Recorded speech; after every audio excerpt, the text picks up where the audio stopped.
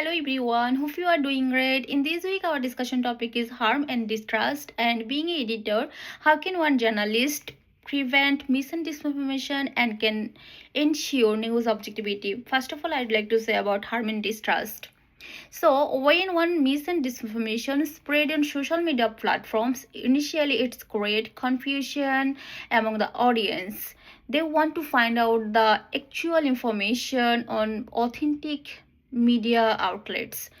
I would not say about the COVID-19 periods when vaccine advocacy tried to solve the COVID pandemic problems, but in the meantime, social media platforms spreads a lot of rumors related that vaccine causes infertility, heavy risk of health, and people became confused by this information. Even though the media outlets spread a lot of scientific evidence, they found a lot of authentic source information as vaccine is good, but initially as created this confusion situation. People didn't easily believe the scientific evidence also. So these problems we sort out when COVID-19 period. Not only that, lot of sensitive cases others here when misinformation spread initially, that's create confusion among audience, like rape cases. In my journalistic career, I noticed multiple rape cases in Bangladesh when one girl faced this brutal experience. She could voice her rise for justice, but audience, the social media platforms try to find out her personal life experience, her personal life's activities to justify these rape issues. And they told why this girl go outside, why girl wear these clothes, why she attend the club. So a lot of issues I faced, that this victim blaming, it's a horrible situation created in our country when any rape cases occurred, even though the girl has the right to find justice. But when a lot of rumors and misinformation spread against her in social media platforms, these times basically people think about negatively about the girls, and they think about, okay, this girl is the faces these problems because of her first activities. So this sensitive case also, we noticed that when mis and disinformation spread about her, then she faced this problem in her social life, and she also became isolated, traumatic, and faced stigma situation in whole over an entire life. Not only that, some of the cases, the rape persons committed suicide because of honor issues. And another thing, these religious issues, I noticed that when any group want to create any mob or movements in any political purpose or any intentional purpose, then they use a lot of sensitive issues like religion, their trust, or their ideology related, and it created a social move and tried to manipulate people against any good activities. So these times also, this mis and disinformation created harm which related directly with human rights, democracy, and political activities. I noticed a lot of times, if any people want to celebrate any religious festival, other religion people try to spread hate speech, and it's created cause a lot of harm for people's rights to celebrate their own religion festivals. So that's also harmful, and it's also violate the human rights. So what actually I want to say, that when social media platforms, Twitter, Facebook, used to spread this fake news, rumors, and want to manipulate people, these times the core responsibility have to maintained by these media outlets. They have to maintain this accuracy. They have to keep awareness among audience, which is wrong, which is right. And that's the actually main point of us, that being an editor, what actually can uh, be done by editor for maintaining this accuracy.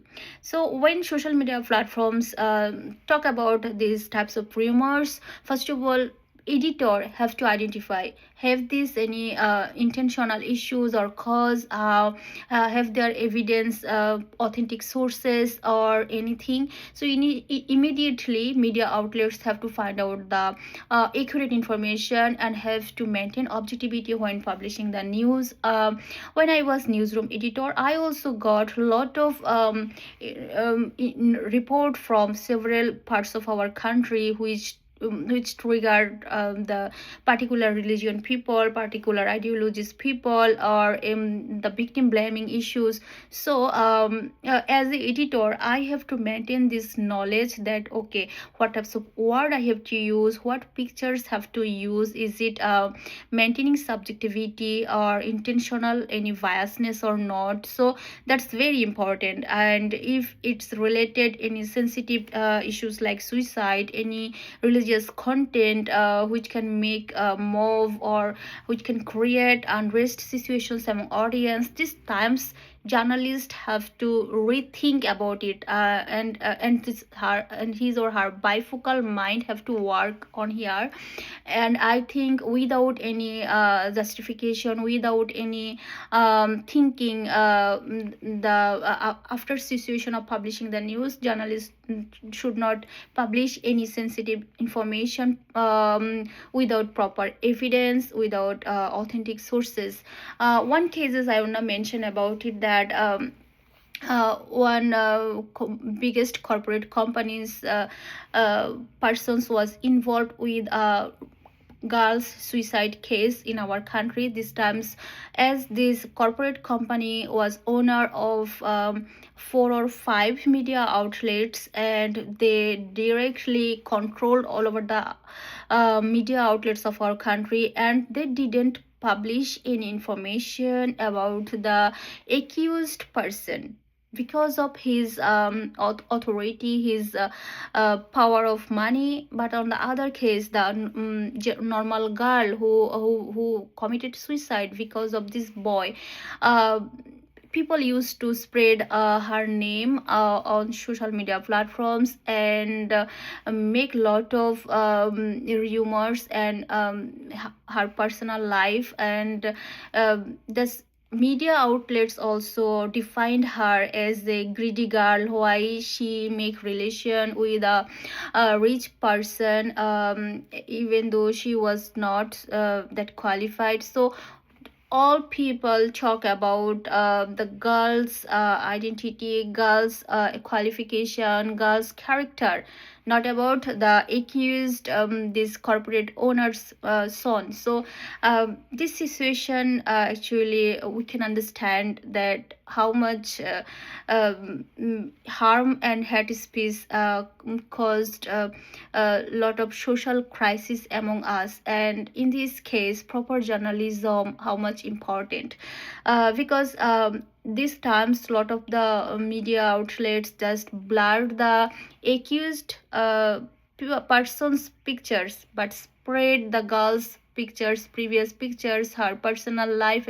and the family person's life also, to establish that the girl was not good, and uh, the accused person did it's justified with her. So I want to say that in this case, media outlets had to maintain the objectivity, uh, not by the sponsorship censorship issues. They didn't they shouldn't accuse the girl, they shouldn't accuse the victim blaming. So I think as an editor, this objectivity, zero biasness is very important. And as is totally related with our social, our human rights, our political, and our physical health related issues. So definitely this harm and hate speech have to prevent, and media outlets can maintain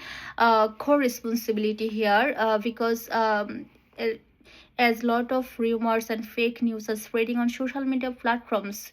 Till now, audience want to know the actual news, and they depend on authentic media outlets. So if media organization started to publish this manipulated rumors related information, then this trustworthiness will be removed, and people don't believe them as usual. So I think for maintaining their trustworthiness and credibility, it's also important to sort out the actual information and spread after that. That's all.